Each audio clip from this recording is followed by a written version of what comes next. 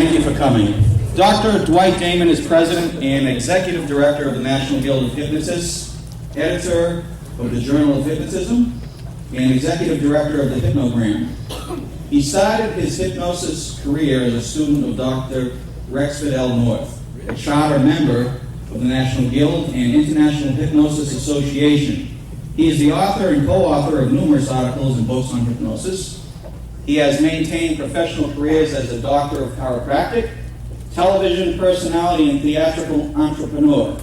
Dr. Damon is now retired from his chiropractic practice and devotes his full time to directing the activities of the administrative offices of the Guild. I'm pleased to introduce to you our President, Dr. Dwight Damon. Thank you, Tom. Hold that for just a second. I'll put this in the pocket. That's okay. Thank you. Okay, good morning, hypnotists. Good morning. Hey, it's good to see all of you again. How many are, well, George, I look down here, and if I don't see George Leitner there, I've got a problem, because I think you've been at every convention. Yeah. And he's always right down front on that side, so I know that everything, sleeping, yes. I know that everything is okay. And I'm just going to try to park this inside here. Trouble with all these microphones is it makes you look a little bulky. You know, it's not real bulk. So, see, if you do it after you get up here, then they say, oh, well, he's really not. He's still losing weight. Well, I'm trying. But anyway, how many of you have been here before? Thank God. How many of you are new ones? Thank God. I'll tell you, I just want to welcome you to the world's largest and friendliest hypnosis convention. And this is it. I'll tell you, if you have never been here before, you probably thought you walked into an Amway or a Rotary Club convention. Everybody's hugging and kissing. You say, what the heck is with these people? Especially Huggy Bear over here. Would you stand up, please? Yes. And this is our official hugger. Okay. What's your name? No. Marlon Kirch. Marlon Kirch. And I won't explain how you spell it, because we all thought it was a mistake for years, but it's spelled that way. She'll explain it to you. And so every year, you know, I look around and we see more attendees, and I'm sure all of you who are regulars are just amazed that every year it seems to grow and grow and grow.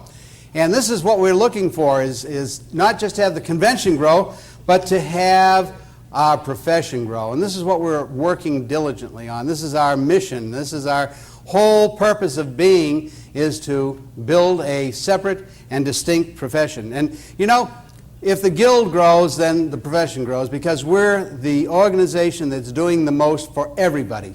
We're not a one-way type organization, an elitist organization. When we go out and we are working on legislation, we're working on legislation that will be for everybody, not just members of the National Guild of Hypnotists. And if we could only get everybody else so that they would have that same outlook on life, that we could all work together and build a profession, and then they can all attack each other. I don't care, but let's have a common purpose. You know, I mean, actually, I've been thinking about it. I never saw this movie except for an excerpt. I think it was Network was the movie, I think.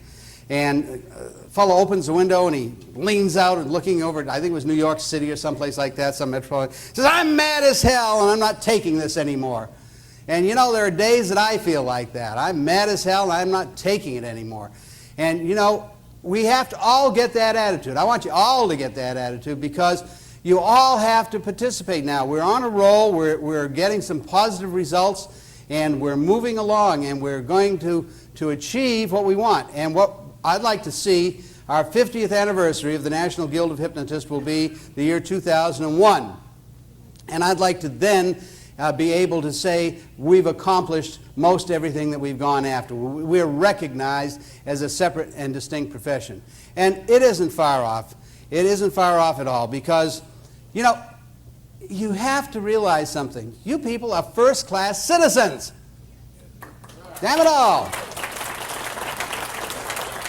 We're not second-class citizens. We don't have to take backseat to anybody. And, you know, we have to make them realize it. And bit by bit, they are starting to realize this. How many of you have ever flown first class on the plane? Isn't that nice? Yeah, once you go first class, you don't want to get back and coach. And course, I don't like to pay for it. But if you get a lot of frequent flyer miles, you don't have to pay for it. You just call them up and say, yeah, I want to go here and there and you know, my frequent flyer miles, and you go first class. And I like that. I was coming back from speaking down at Jerry Kine's convention in Daytona Beach. And I was on the plane because I was flying first class with frequent flyer miles. And I was already in my seat, and a president of another organization came on board who had been at the same convention and stopped and looked at me and said, "You're first class?" I said, "You're damn right. You should be too." She didn't hit me, but she wanted to. And, you know, everywhere I go, I talk about the Guild. Now you take, what's your name again? Sophia. Myrna, what? Marla Kirch. No, Marlon Kirch, I'll get it. It's one of those crazy names. Everywhere she goes, she talks about hypnosis. On the plane, in the store. She goes in to buy something, and they end up buying sessions, you know, from her. But this is what we have to do. We have to talk up. I was coming back from the West Coast, and in first class on frequent flyer miles. And I love those frequent flyer miles. You know, they make it very difficult. It gets to be a game, okay? I have the miles, now give them to me. They don't want to. But you have to know how. You just have to be persistent. If you call them enough, finally you'll find somebody that'll give you the darn trip. And so I was flying back, and the fellow in the next seat, I always, of course, have my National Guild of Hypnotists briefcase. When I go to the coffee shop, I have my National Guild of Hypnotists mug with a logo on it. I have a couple of those kept at the different coffee shops in town. And, you know, I always make sure I advertise, let people know.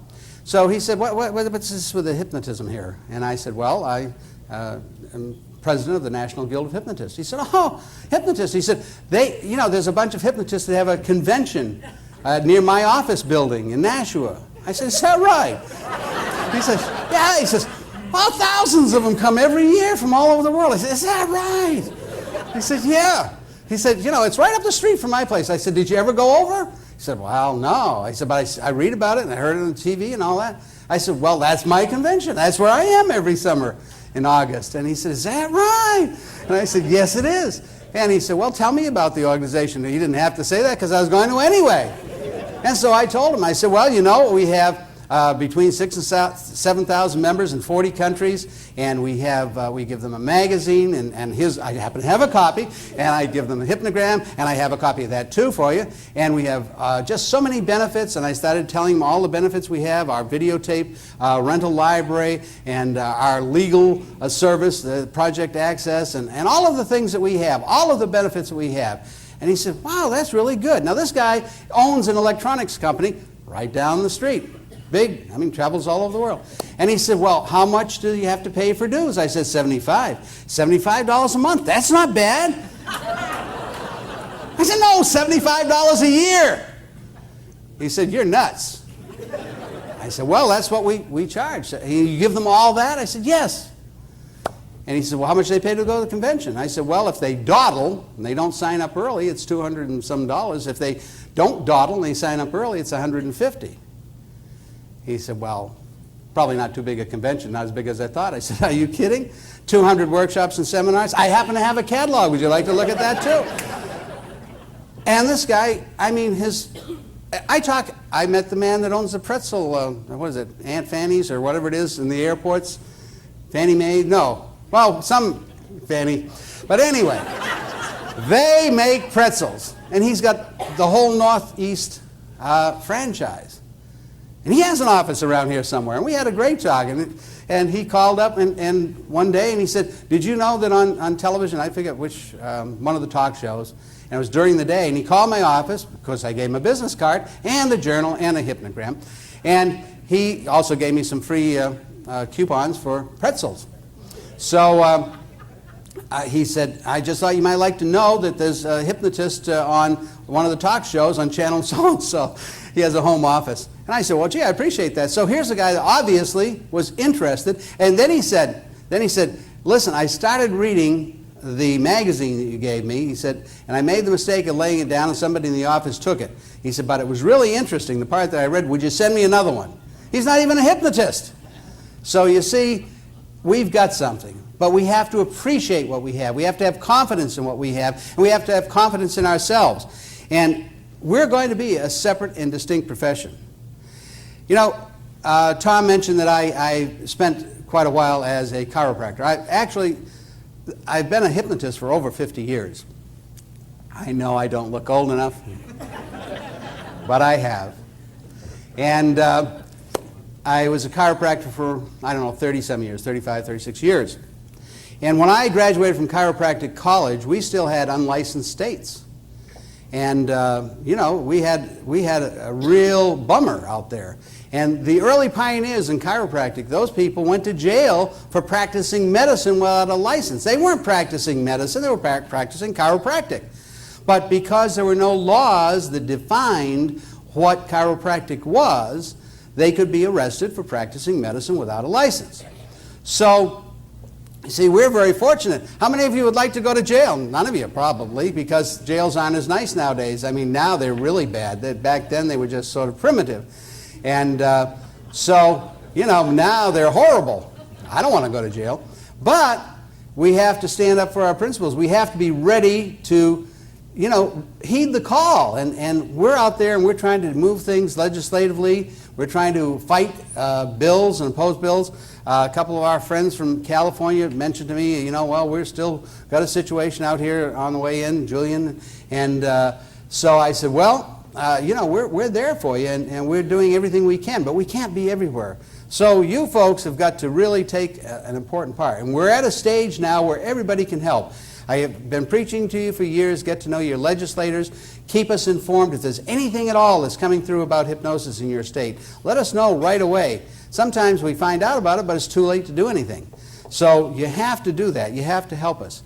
Now, I had somebody ask me about laws in various states. Well, there's laws now, and there's a law in my state, and it might affect me, and so forth and so on. I'm going to tell you something. Right here in New Hampshire, we had a law, and it was on the books for many, many years, and it said that only MDs could practice hypnosis. That's right.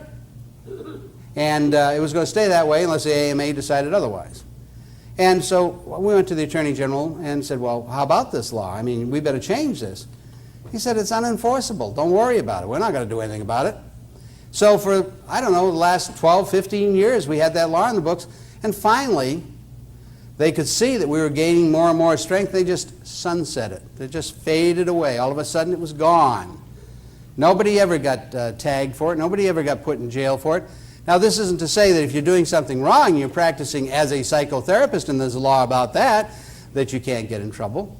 But the thing is, we have to have confidence in what we're doing, and we can't run scared. We have to just get mad and say, hey, we're going to do it. And the year 2001, when we have our 50th anniversary here, we're going to have all sorts of things that we've accomplished just in the next 3 years. And we've accomplished a lot. So far, we've just been going. Every time you come up here with the governor, and we change governors quite often up here, every time you come up here, the governor proclaims National Guild of Hypnotists Week. And, that's pretty good. And it's National Guild of Hypnotists Day in Nashua. The mayor puts out a proclamation, and the House of Representatives and the Senate and so forth. And, of course, this doesn't guarantee anything. This doesn't guarantee anything. We've been mentioned in the congressional record. Doesn't mean that we're all accepted, that it's easy, because I went before a legislative committee up here, and everything was going fine. I made sure all 22 members had a copy of the videotape, Extend Your Horizons, which I know, I had people tell me that, why'd you give us the videotape last year at the convention for? That's useless. Yeah, it's useless if you just take it and do nothing with it. What they don't realize is they have one of the most powerful public relations tools in their hand when they pick that videotape up. I sent a whole packet to each one of the legislators, and we sent them our code of ethics. We sent them a copy of the magazine. We sent them everything, and the videotape. And when I went into the hearing room, this little legislator, in fact, I think it's one of the ones that are going to be here Saturday night, and she came up to me and she said, "Oh, you never guess what I did with that videotape." And I was a little afraid to guess. And I said, "What did you do with it?" She said, "I put it in the VCR and looked at it right away, and it was terrific." She said, "I watched that 3 times." She said, I could probably watch that once a week. It's so interesting. And she was very sincere. And so I said, well, boy, this is good. She liked the tape. And it does. It tells a story. And we have, it's not just promoting our convention, it's promoting the profession because of the interviews and all of that. And so we went along very well. We had 22 members of this committee that I had to be interrogated by, and Mickey Mongan and Jerry Valley were there, and Mike Hathaway. So we all, everything was going fine, and then they went to a subcommittee. And it turned out that the subcommittee chairman said, well, I have to play the devil's advocate. I don't really want to do this, but I have to do this. Well, I didn't see anything in the rules that said he had to play devil's advocate. And there were four ladies on the subcommittee, and this one gentleman.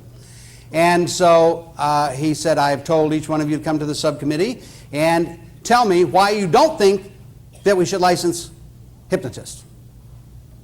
And so the first one said, well, I looked at that videotape, and I mean, this is a profession that should be licensed. They are good. I mean, this is very, very good. I'm in favor of it. He didn't like to hear that.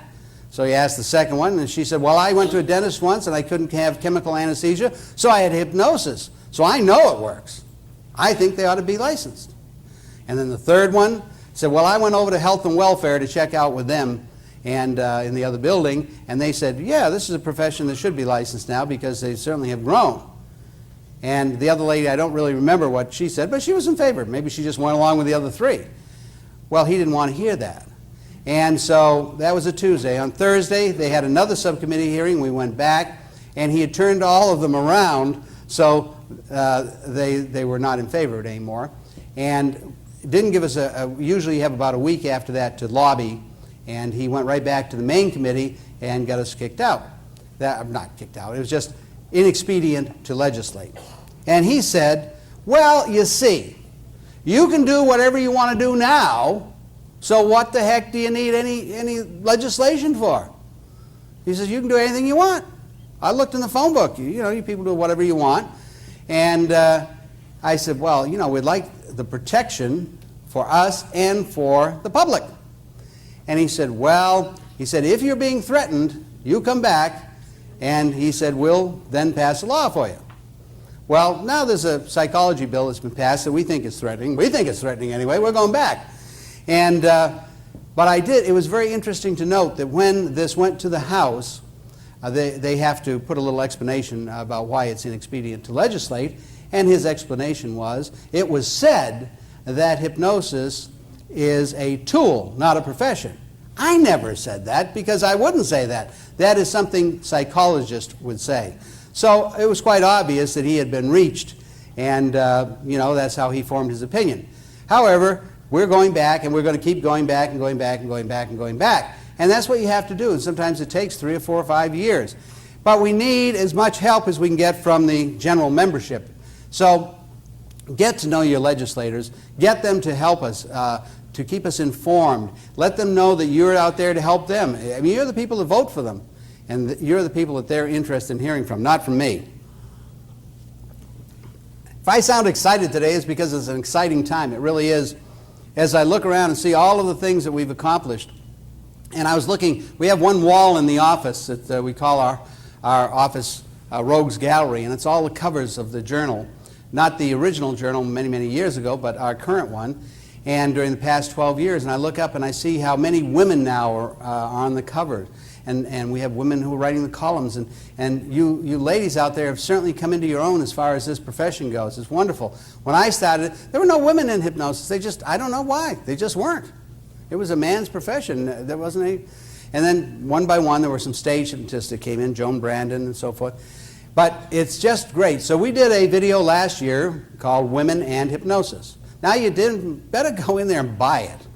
Every one of you women better buy it. I'm telling you. No, it's really good. It's showing what there is to offer in the profession for women. And at the same time, it's good for anybody to see, because we just went and picked a whole lot of people and from different areas and interviewed them and talked with them, and they did a wonderful editing job on it. And it's a quality tape, and just like Extend Your Horizons, We're not making a big fee on it, and we're not charging an awful lot. It's, those tapes we want to keep very reasonable. If they're reasonably priced, then you can buy them, you can use them to your advantage, and that's what they're made for. So we're at a stage now, and as I say, I'm excited about all these things. I don't know if I ever told you the story about being in the office on a Sunday and the phone rang, and a fellow said to me, he said, yeah, I'd like more information on tinnitus. I said, who? And because when I went to college it was tinnitus, but anyway, now it's tinnitus. And he said, tinnitus, tinnitus.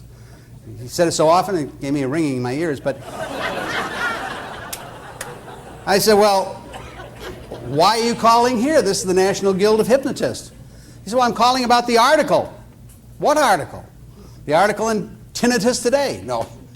Actually, it was Hearing Today. And, well, there probably is a Tinnitus Today, too. I don't know. But anyway, Kevin Hogan had written an article. He forgot to tell us that he put our number in there. But it was wonderful. And now, all of a sudden, you see, all these people with tinnitus are aware of what hypnotists can do for them. And, you know, there are many things that respond very well. And irritable bowel syndrome, I always touch on that, even though I know it makes some people nervous. But now the calls I've been getting lately are about sleep disorders. And I don't know why. Somebody must have written an article or something. Because we've been getting a lot of calls the last couple of weeks about, well, can you refer me to a hypnotist who deals with sleep disorders? So you see, we're going to move into the mainstream. And what we have to be is a complementary therapy, not alternative. Let's not get them ticked off at us. Let's, you know, we're there, and we can work with you people, and we can help solve some of the problems that perhaps you don't want to handle or you can't handle. And so that's what we want to do. Hypnobirthing. If you were here last night, you may have seen the Hypno Twins, the Hypno Babies. These are my great-grandchildren, and Mickey Mongan, of course, has her program in hypnobirthing, and they were born with her help, and a wonderful delivery, very easy and first-time delivery for the mother. And in the hospital, the nurses said, well, you're not ready. I mean, she wasn't yelling and screaming and, you know, climbing the walls. And they said, well, you're not ready to deliver. She said, I'm ready to deliver. You know, you better get the doctor in here. And they were very surprised at how effective that was. And so you see, but of course, then the state representatives said, well, you're doing all these things anyway. Well, we are doing them, but we want to establish, you know, the fact that we have a right to do all these things and protection to do all these things. So all of these things, and we have, you know, so many people are outstanding. If I mention names and I say, you know, Marilyn Gordon and Jerry Kine and George Baranowski and Don Martin, these are all people you know, and you know because they're doing things. And Scott Giles, you know, because he's doing things. And all of these people are doing things because they believe in what we are doing. And they're the ones that are working very hard. And I want to be able to have a whole list of names. And I want to have all of you people participating. We need your help. So this is going to be a terrific convention this year. I just know it is because it's starting out great.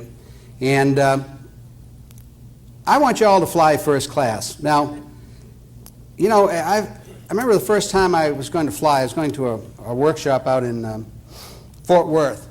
And I'd never flown before, and so I called up the insurance guy and got more insurance. And I called up the lawyer and changed my will. And when I got to the airport, I stopped at every machine and bought more insurance. And this was a charter flight, a champagne charter flight. And they had to come and get me out of the men's room. I didn't want to leave. But once I got up there in the air, I said, hey, I've been missing all this. Well, my mother told me that if God wanted you to fly, he would have given you wings. You know, and I really didn't realize that's the way to go. And you see, now I found out first class is the way to go. And, of course, I've always known that. But you don't have to be second class. Don't be second class. Let's be first class. Let's really show people what we can do. We're gaining respect. We're gaining credibility. And we can do more and more. And we're making subtle changes in what we do, and I know everybody doesn't always agree with the changes we make. But we try to make changes that we think are for the common good. And we have to look at the overall effect of what these changes will do. So we're taking off on this first-class flight, and you know there's going to be bumpy roads, air pockets. We always have those. I don't know. Those never seem to bother me on a plane, and they don't bother me in our profession.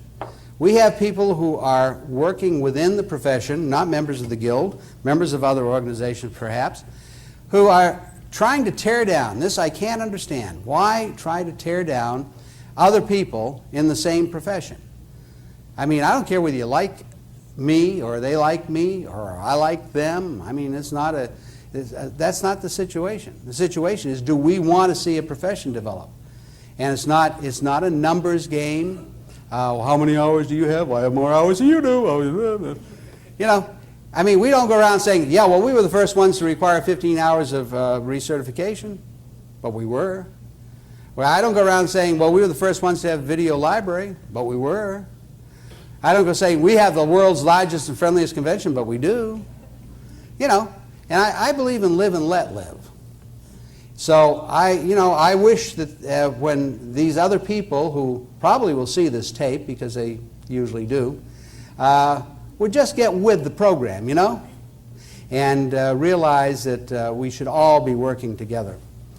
And also realize, you know, that I'm mad as hell, and I'm not going to take it anymore. Now, we have a lot of things that I want to talk about. So I've got to keep moving because I know you want to get to your first class. One thing is that in my travels I discovered people are saying that they're board certified. Now, if they're certified by some board, that's fine. But if they're just a guild member saying they're board certified, that is really incorrect. And it could cause problems for that person, because in my opinion, and this is my professional opinion, board certified means something extra special. If you go to a surgeon who is board certified, it means that he's in a class above the others, that he's taken extra training, he has extra credentials. And it kind of upset me. It didn't upset me, it worried me that these people could get themselves into some trouble by saying they're board certified when they're not. And I said, well, what can we do about that? Well, we talked it over, and we have decided we're forming a separate board, and this will be connected to the Guild, but it will be separate. And there will be board certification for those who want to pursue it. And there will be 3 categories: a fellow, board certified fellow, and board certified, then fellow, and then diplomate. And you know, all of these steps will be examination at first, and maybe writing a thesis and so forth. In other words, you'll have to earn those credentials. And it will be administered by people. I've asked, forming a committee, asked Maurice Kershaw, who taught hypnosis for many years up at McGill University to pre-med and pre-dental students, and Jerry Kine, who had the National Board of Hypnosis Education and Certification down in Florida, and George Baranowski, who's on a standards committee for polygraph examiners as well as doing the hypnotherapy, to head this up. And we're going to work on that. That will be coming out within the next few months. We're just putting it together now. And it's not, before anybody says, well, it's another money-making scheme. It is not a money-making scheme. Whatever the fees arrive at will be simply to maintain the cost of running the board and so forth and doing the examining. So I think this is going to be something that will give you credentials that will be a step above the others. Now, everybody doesn't want to be board certified. You don't have to be. But I'm just saying that this is for those who do want to use that titling. We are only going to have 1 or 2 honorary diplomates. And these would be only exceptional people, and you will find out Saturday night the first one that we're going to award. And you'll know why. Okay. But other than that, you do have to, we would all have to go through the steps. So, that's number 1. Do you like that idea or not? Yeah. Okay, well.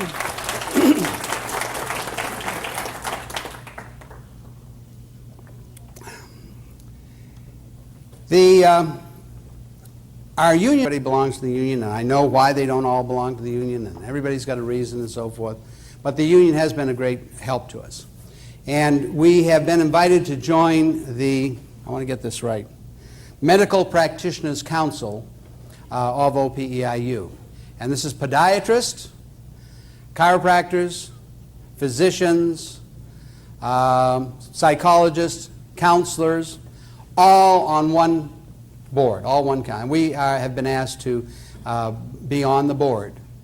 And this is something that's adding a lot to us, because this now gives us the opportunity to work. And we were at two of the union conventions and talking both with the president of the Podiatrists Union and the president of the Chiropractic Union. And so this gives us allies when we go for legislation. We've got some strong allies when we have that. And so I think that is a feather in our cap, too, to be on that board. And let's see, what else did I want to mention? Oh, okay, thank you.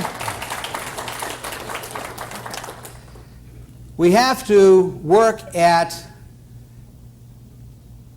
forming public opinion. It's our job to do public relations. And we have to try to have John Doe know what we do. I think that's very important. And then people will be looking for our services. Now, within the next 6 months, I hope to have Hypnosis Today, a magazine for the consumer, for the public, out and rolling. We're just in the final process now of the trademark.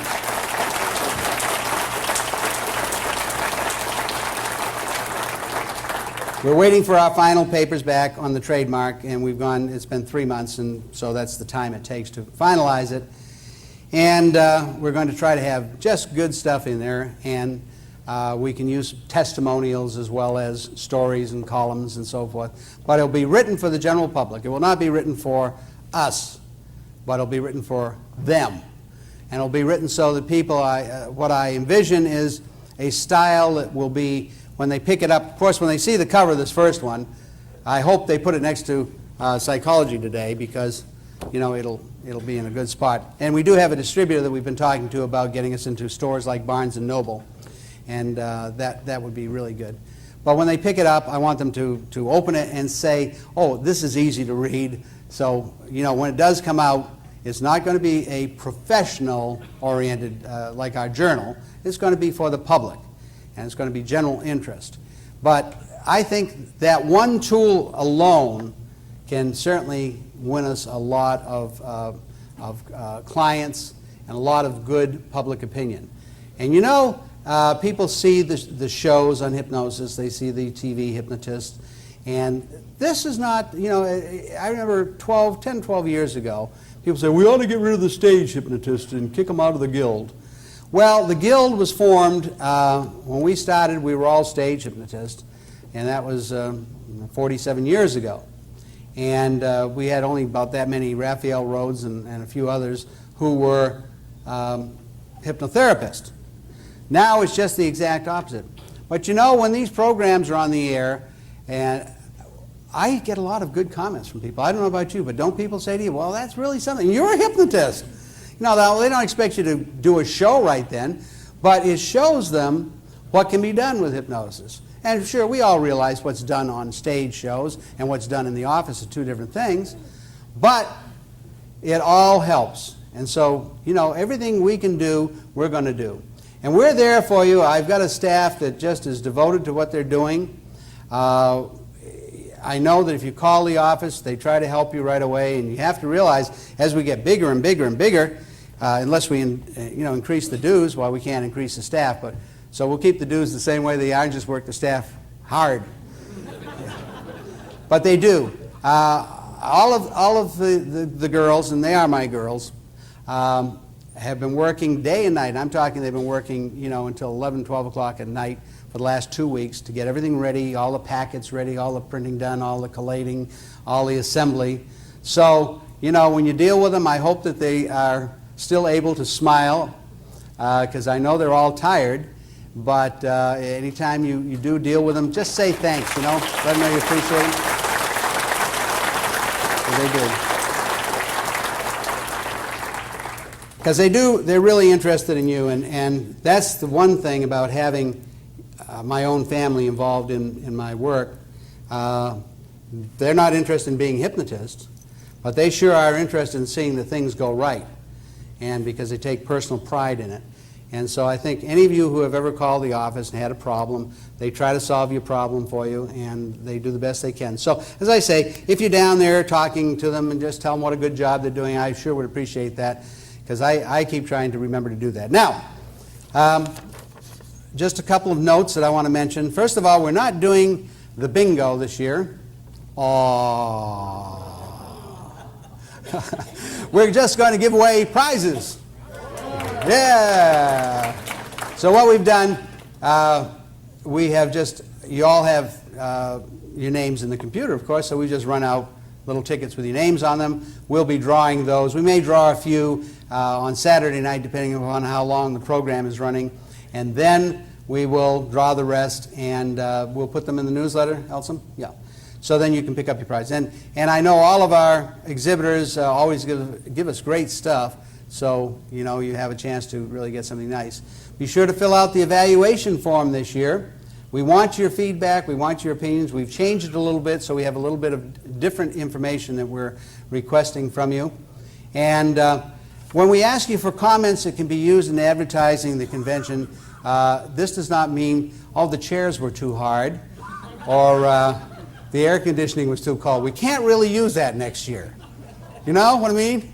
So if you want to give us a comment we can use, we appreciate that, but the other things put on the backside or something, and so we'll just, we appreciate hearing that too, but there isn't too much we can do about some things. And I did ask, and for you ladies that have complained to me through the years that we don't have enough ladies' rooms out here, ladies' toilets, I did make a point of asking the staff here at the hotel if they had added any more, and they didn't. I'm sorry. Now, if, and I'm saying this not kiddingly, I'm sincere. If you want a mobile trailer out here, we can do that next year. Let us know. I'm serious. They have them now that they're just as good as one inside. They got hot water and everything. I don't know about the ladies' room. I haven't been in there, but they do. They use them up here on our fairs, and they just pull that old trailer right up, park it outside, and so you know. If you really think that would be a good idea, I'll look into it for you. Anyway, Friday we've got, oh, today is Friday. Son of a gun. My, how time flies when you're having fun. Friday we have a cancellation. Bev Doyle is unable to get down from Canada for his 11 o'clock presentation. That's 12-1-1-1. And Alan Schneider, I think we already scratch that. Yeah, he was unable to get in. And Roy Hunter is having a change.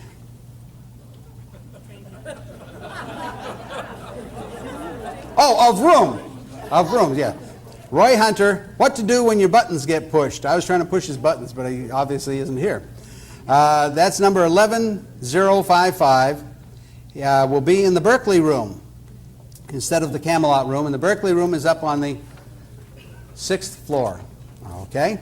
Now, one other request, and we have a staff meeting with the hotel people before the convention, and in the staff meeting I asked them to do the best they could about cleaning the rooms, you know, but we only have a 5 or 10 minute turnover before the next group comes in for the seminar. So, if you have a cup of water, a cup of coffee, a pastrami sandwich, anything like that, when you're at a seminar, when you leave the room, would you just take it and dump it in the trash barrel?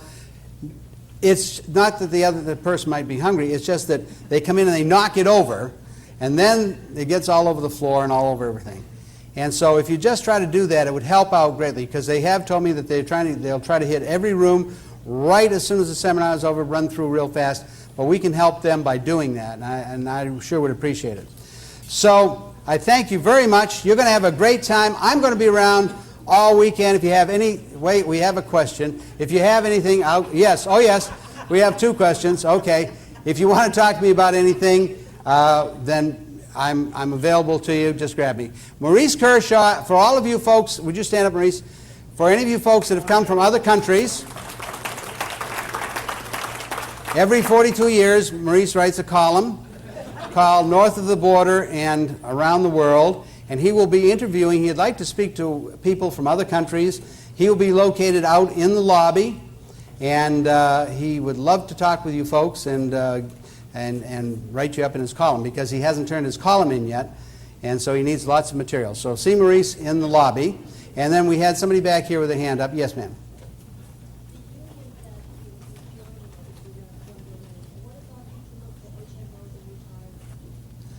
I'm sorry, would you repeat that? I can't, louder.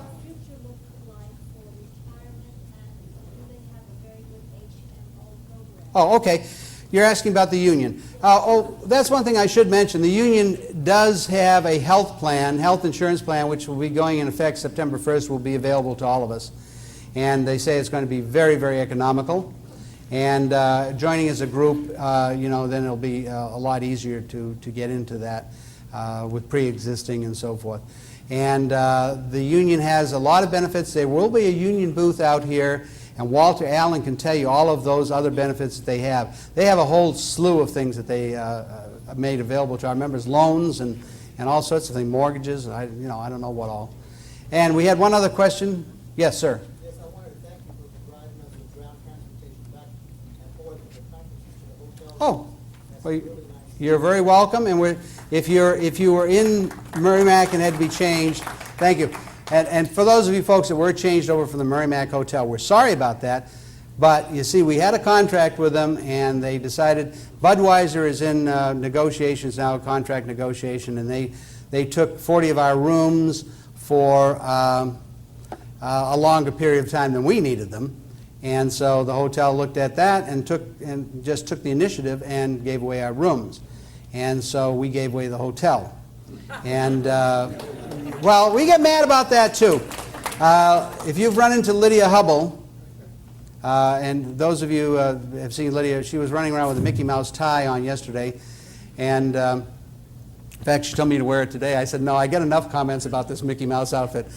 But then there was a fellow from New Jersey. Somebody asked him, he said, are you going up to the National Guild Convention in New Hampshire? He said, not to that circus. Well, you look out in the parking lot, he may be right. I mean, we got the tent out there. But it's funny because later he was one of our presenters. So I guess I don't know if he was a clown or what, but he was here.